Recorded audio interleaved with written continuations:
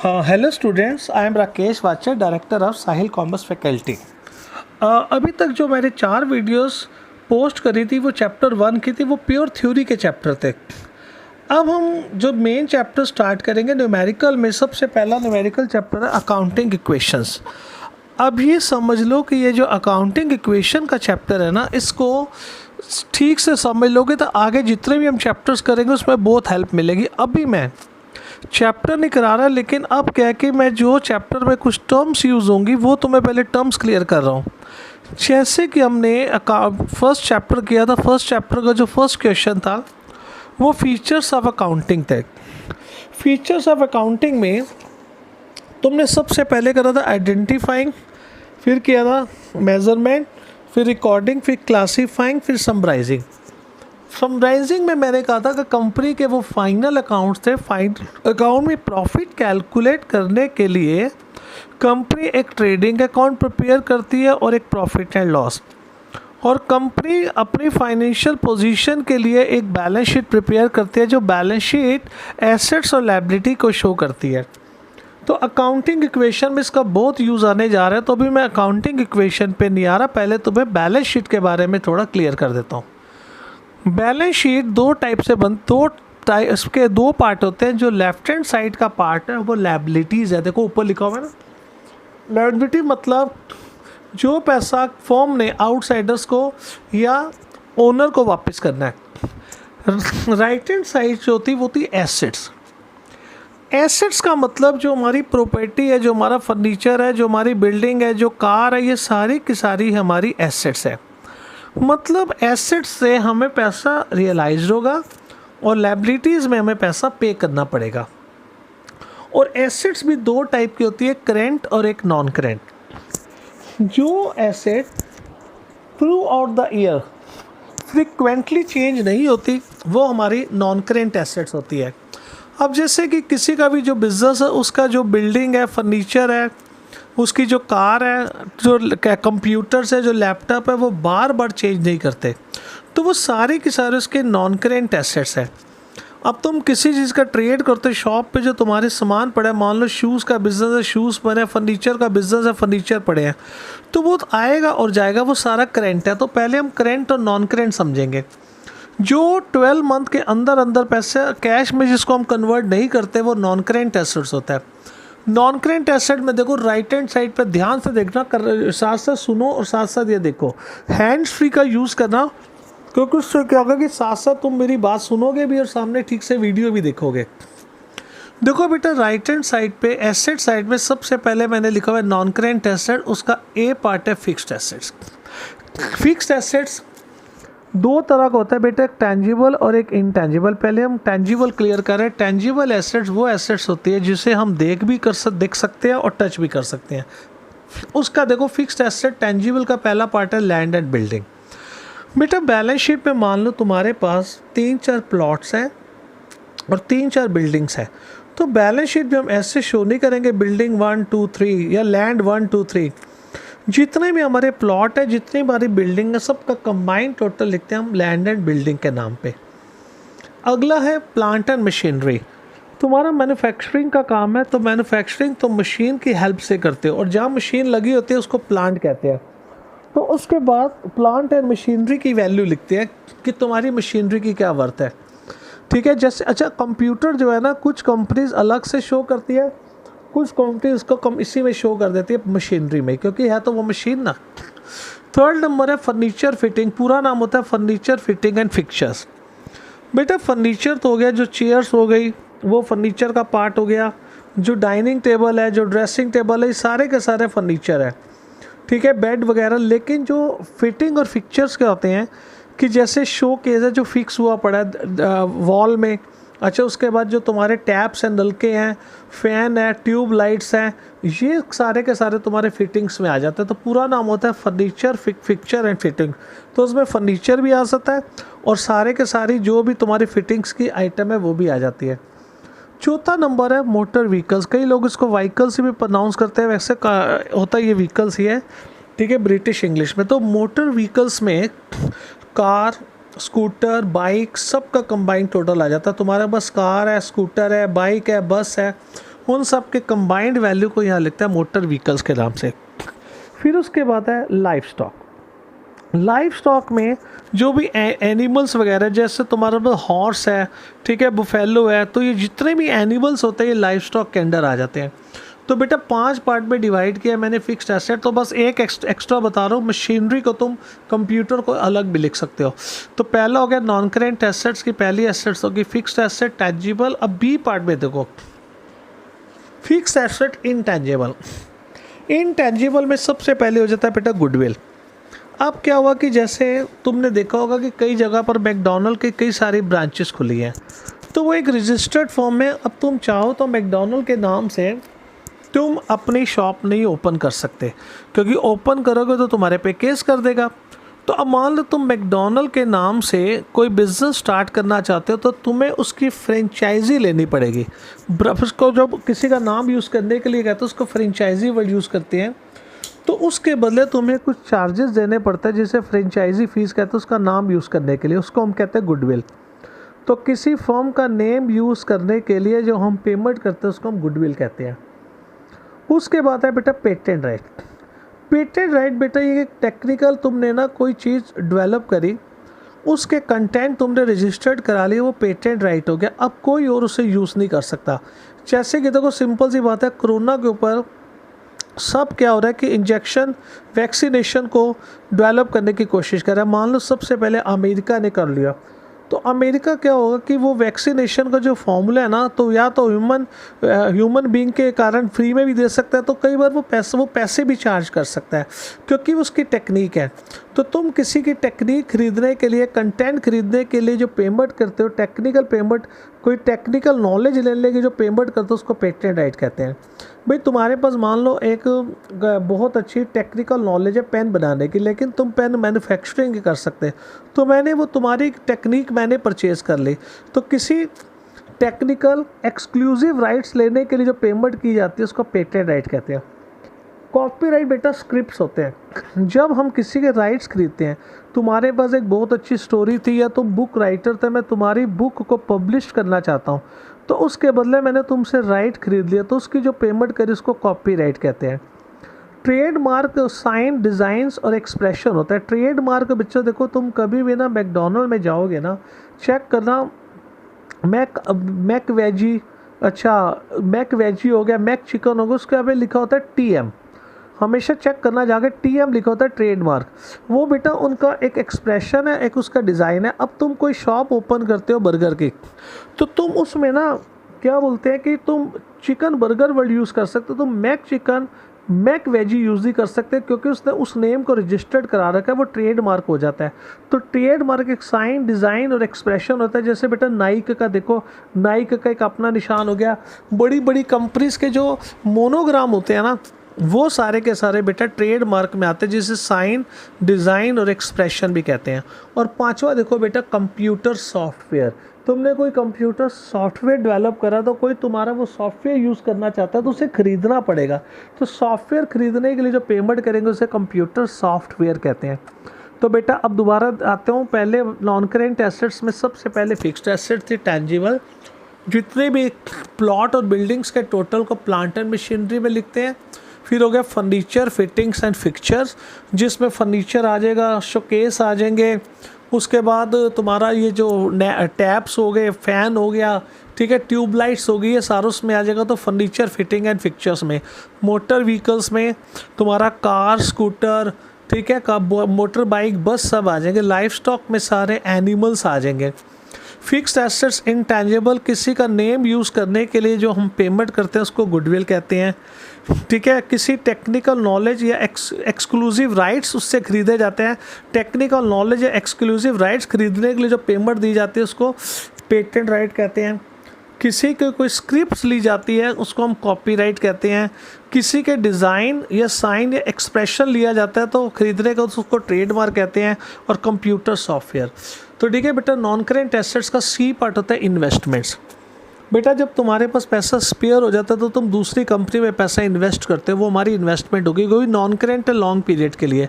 तो इस तरह से नॉन करेंट एसेट्स का पहला पार्ट हो गया fix assets tangible, fix assets intangible और इन्वेस्टमेंट। बेटा ये ना चैप्टर 2 में भी यूज़ होगा सारा। फिर है हमारी करेंट एसेट्स, जो एसेट फ्रीक्वेंटली चेंज होती है ना उसको हम करेंट एसेट्स कहते हैं। सबसे पहला होगा cash in hand. Cash in hand से तो फर्स्ट लिक्विडिटी किसी में है ही नहीं। अभी देखो तुम्हें भी पता है कि तुम्हारे पास मान लो पॉकेट मनी आएगी, 2 दिन में पता ही नहीं लगेगा पैसा कहाँ गया, तो कैश आता है जाता है आता है जाता है, तो ये करेंट एसेट्स है। कैश एट बैंक, जो पैसा तुम्हारे बैंक में पड़ा है, तो बेटा जब बैंक में पड़ा है कभी बैंक पे पैसा डिपॉजिट कराओगे कभी ड्रॉ करोगे तो वो भी फास्ट चेंज होता रहता है, तो ये भी हमारी करेंट एसेट्स हो गई। अब अच्छा स्टॉक इन्वेंट्री। बेटा स्टॉक और इन्वेंट्री का मतलब होता है गुड्स, जो गुड्स हमारा अनसोल्ड रह जाता है। पहले तो तुम एक बात का ध्यान रखो, जो थिंग्स होती हैं, कोई भी थिंग्स जो होती है एक के लिए एसेट्स होती है और एक के लिए गुड्स होती है। फॉर एग्जांपल बेटा तुम जो सैमसंग का मोबाइल फ़ोन यूज़ कर रहे हो तुम्हारे लिए वो एसेट्स है, और सैमसंग कंपनी का काम है मोबाइल को ख़रीदना और बेचना, उसके लिए वो गुड्स है। और एंड ऑफ द ईयर जो गुड्स उसका बिकने से रह जाएगा उसको स्टॉक और इन्वेंट्री कहते हैं। तो पहले बात सुन लो बेटा, गुड्स होता है जिस चीज़ में तुम डील करते हो, जिसको अब जैसे फर्नीचर है, जो फर्नीचर वाला है जिसकी फर्नीचर की शॉप है बेटा उसके लिए फर्नीचर गुड्स है और हमारे लिए फर्नीचर एसेट्स है। हम उसको लिखेंगे फर्नीचर एंड फिटिंग्स के अंडर, और उसका जो फर्नीचर सोल्ड होने से रह गया वो उसको इन्वेंट्री और स्टॉक के अंडर लिखेगा। तो अच्छे से समझ आ गया होगा स्टॉक और इन्वेंट्री। फिर देखो बेटा डेटर्स। डेटर्स कॉमर्स के स्टूडेंट और डेप्टर्स का भी प्रोनाउंस करना ना मत करना, कॉमर्स का बच्चा जब डेप्टर बोलता था बड़ी बेइज्जती से, बड़ा बेकार सा लगता है। बेटा डेटर्स होता है जिस पर्सन को हमने उधार माल बेचा। बेटा सेल 2 तरह की होती है, कैश सेल और एक क्रेडिट सेल। मैंने मिस्टर सुनील को 5 लाख रुपीज़ का उधार माल बेचा। किसी ने पूछा सर आप सुनील को कैसे जानते हो, तो मैं बोलूँगा ही इज़ माई डेटर, तो वो मेरा डेटर हुआ। तो डेटर होता है जिससे हम उधार माल बेचते हैं। तो डेटर को उधार माल बेचा तो हमने डेटर से पैसा लेना है, इसलिए वो हमारी क्या होगी एसेट्स, क्योंकि मैं बता ही चुका हूँ कि एसेट में पैसा आएगा। Bills receivable. अब बिल्स रिसीवेबल में क्या होता है कि बेटा हमने ना एक पर्सन को उधार माल बेचा, वो तो हमारा डेटर हुआ, लेकिन ना मुझे उस पर ना फेथ नहीं है, मुझे पता नहीं क्यों डाउट हो रहा है कि वो मेरा पैसा खा जाएगा। तो मैंने कहा नहीं यार एक काम कर, तो एक एग्रीमेंट कर, तो रिटर्न में मुझे लिख के दे दे कि तू पैसा कब देगा। कहता है 2 मंथ के बाद। मैं कहा वो राइटिंग में लिख दे। उसने राइटिंग में लिख के दे दिया, I promise you Rakesh I will pay 1 lakh after 2 month. तो भैया मैं 1 लाख रुपया 2 महीने के बाद दे दूंगा। तो रिटर्न डॉक्यूमेंट का ये फ़ायदा है, कल को वो पेमेंट नहीं करता तो मैं उस पर केस भी कर सकता हूँ। तो उसको डेटर ना बोलकर बोलेंगे बिल्स रिसीवेबल। तो क्रेडिट सेल में जिससे हम रिटर्न एग्रीमेंट लेते हैं वो बिल्स रिसीवेबल होता है, जिससे रिटर्न एग्रीमेंट नहीं लेते वो डेटर्स बन जाता है। ठीक है, उसके बाद है एक्रूड इनकम। बेटा ये एक्रूड इनकम क्या होता है, हमने ना किसी को सर्विसेज दी, ठीक है, सर्विसेज प्रोवाइड करी, लेकिन अभी हमने उससे पैसा लेना है, वो कहता है कि मैं पैसा बाद में दूंगा, तो वो एक्रूड इनकम हो गई। ठीक है बेटा, मैंने ट्यूशन पढ़ा दी लेकिन अभी तक मुझे पैसा नहीं मिला, तो दैट इज़ एक्रूड इनकम। तो पैसा अभी मेरे पास आना है, जो पैसा बाद में सर्विसेज के बदले जो पैसा बाद में आना है उसे एक्रूड इनकम कहते हैं, वो पैसा आएगा, तो इसलिए वो भी हमारी एसेट्स हो गई। प्रीपेड एक्सपेंस होता है पेड इन एडवांस। बेटा पेड इन एडवांस मतलब जब हमने किसी को पैसा एडवांस में दे दिया तो बाद में वो पैसा हमें मिलेगा। अब एक बच्चे ने मेरे से पूछा कि सर एक बात बताओ प्रीपेड क्या होता है। मैंने कहा जो बाद में पैसा मिलना है। कहता सर मैंने 1000 रुपीज़ का मोबाइल रिचार्ज कराया प्रीपेड, सर वो 1000 तो मैंने दे दिया, मुझे वापस तो मिलेंगे नहीं, फिर वो एसेट्स हैं। मैंने कहा बिल्कुल है। कहता है कैसे होगी, वो 1000 तो मुझे मिलेगा नहीं, लेकिन बेटा 1000 रुपीज़ नहीं मिलेंगे, कंपनी तुम्हें 1000 रुपीज़ की फ्री सर्विसेज तो प्रोवाइड करेगी ना, तो चाहे कैश की फॉर्म में आए चाहे सर्विसेज के फॉर्म में कुछ आना ही है ना, तो इसलिए तुम्हारा वो क्या हो गया प्रीपेड एक्सपेंस। तो ठीक है, करेंट एसेट्स में बेटा पहला हो गया कैश इन हैंड। जो तुम कैश कलेक्ट करते हो वो करेंट इसलिए क्योंकि उसका इनफ्लो आउटफ्लो होता रहता है। कैश एट बैंक, बैंक में कभी पैसा बढ़ेगा कभी कम होगा। स्टॉक और इन्वेंट्री मतलब जिस चीज़ में तुम डील करते हो उसको गुड्स कहते हैं। एंड ऑफ द ईयर जो गुड्स सोल्ड होने से रह गया वो हमारे क्या हो जाता है बेटा स्टॉक। डेटर्स मैंने बताया कि जिस पर्सन को हम उधार माल बेचते हैं, क्रेडिट पर माल बेचते हैं, उसको कहते हैं क्रेडिट सेल। तो जिसको उधार या क्रेडिट सेल करते हैं उसको डेटर कहते हैं। यदि किसी पर्सन को क्रेडिट सेल कर उससे यदि हम रिटर्न एग्रीमेंट ले लेते हैं तो वो बिल्स रिसीवेबल हो जाता है, क्योंकि हमें पैसा मिलना है। तो ये एक दिस इज रिटर्न डॉक्यूमेंट, हमें पैसा मिलने, उसको बिल्स रिसीवेबल कहेंगे।